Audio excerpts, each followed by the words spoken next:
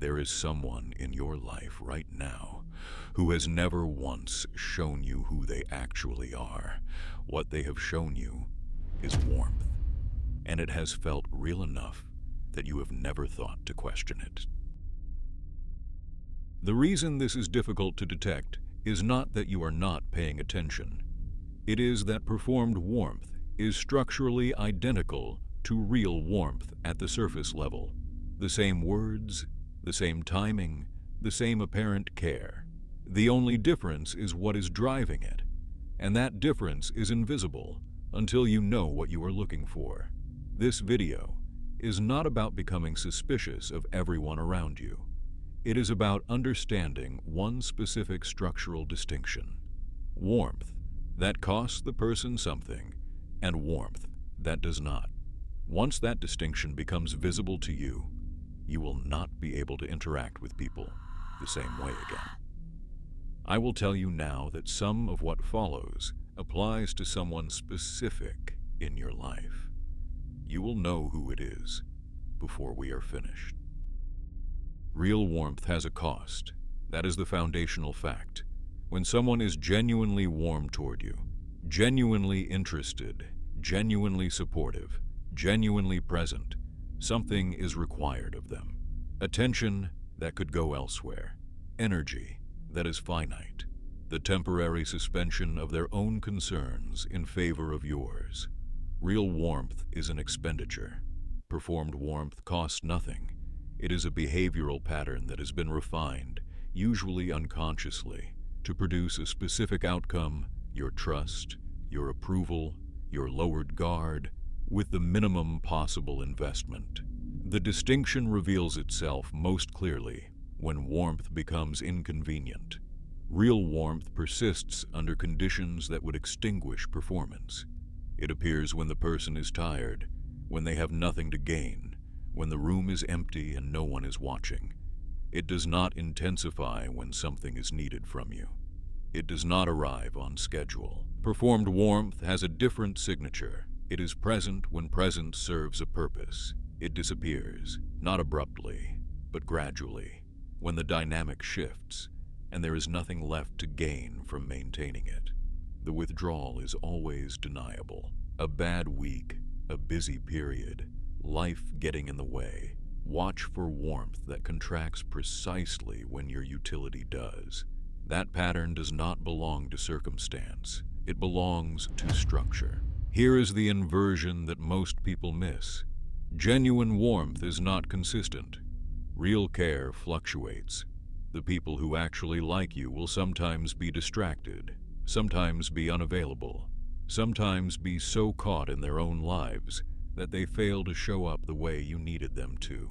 Their warmth is context-sensitive, present when things are easy, harder to access when they are under pressure. It has off days. Performed warmth is suspiciously even. The person who has built warmth as a strategy has learned, again often without conscious awareness, that consistency is the mechanism of trust, so they deliver it reliably, in the right doses, at the right moments, with a regularity that real feeling rarely manages. If someone's warmth toward you has never had a bad day, if they have never been distracted, never been cold, never arrived with less than exactly what the moment seemed to require, that is not evidence of exceptional care. It is evidence of exceptional calibration. Real relationships have friction. The absence of friction is not proof that someone has never felt it. It is proof that they have learned not to show it.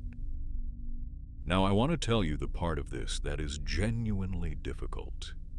The most dangerous form of performed warmth does not come from people who know they are performing. It comes from people who have performed for so long that the performance has become the identity. These people are not deceiving you in any conventional sense. They are not calculating.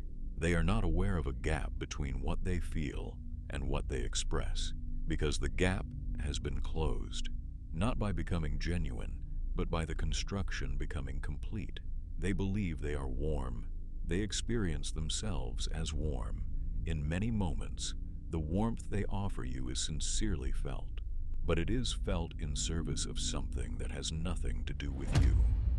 function is self-image. To be experienced as a warm person, by you, by others, by themselves, is a need that shapes every interaction they have. The warmth is not a gift. It is a feature of how they require the world to see them. And because that need is constant, the warmth appears constant, reliable, calibrated, present. You will recognize this person because their warmth never quite overshoots. It never arrives at the wrong moment, never says too much, never fails to land correctly. It is warmth with unusually good aim. Genuine feeling is less accurate than that. It arrives late sometimes. It says the wrong thing. It miscalibrates. The warmth that never does any of those things is not more evolved than genuine feeling. It is more practiced. Despite everything I have just described, performed warmth is not seamless. There are 3 conditions under which the structure always becomes visible, regardless of how long it has been in place. The first condition is the removal of utility. Watch what happens to the quality and frequency of someone's warmth during a period where you have nothing to offer. No status they need, no social function you serve, no resource available to them. Real warmth does not register that shift. Performed warmth does, not dramatically, but measurably. The attention becomes slightly thinner, the follow-through slightly less reliable. The warmth is still present, but it has recalibrated to match what you currently represent. The second condition is genuine cost. When you need something that requires real sacrifice from them, time, inconvenience, the suspension of their own priorities, watch what the warmth does. Real warmth leans into that moment. Performed warmth finds elegant reasons to step back. It does not disappear. That would be too legible. It reframes. It offers something adjacent to what you actually need, in a way that preserves the appearance of care while avoiding the expenditure. The third condition is comparison. Watch how someone manages warmth when 2 people they perform for occupy the same space. Performed warmth is comparative by nature. Its function depends on being perceived as warmer than the alternative. The management required in that situation is always slightly visible. A recalibration happens. It is subtle, but now that you know it exists, you will see it. None of this makes the warmth you have received worthless. Performed warmth, even when it serves primarily the person offering it, can still make a room more habitable. It can still arrive at moments when you needed something and find it was there. It can still shelter you from things it did not intend to shelter you from. What it cannot do is hold, because it is not anchored in you. It is anchored in what you represent to the person offering it, and what you represent will change through time, through circumstance, through the inevitable shifts in what each of you needs from the other. When that happens, the warmth will shift with it, not disappear. Shift in a way you will feel before you can name. The people whose warmth is real are not the ones who have never failed you. They are the ones who kept showing up when it cost them something to do so, when they were tired and had nothing to gain, when the situation did not require it and no one would have noticed if they had not. You already know who those people are. This video just gave you the language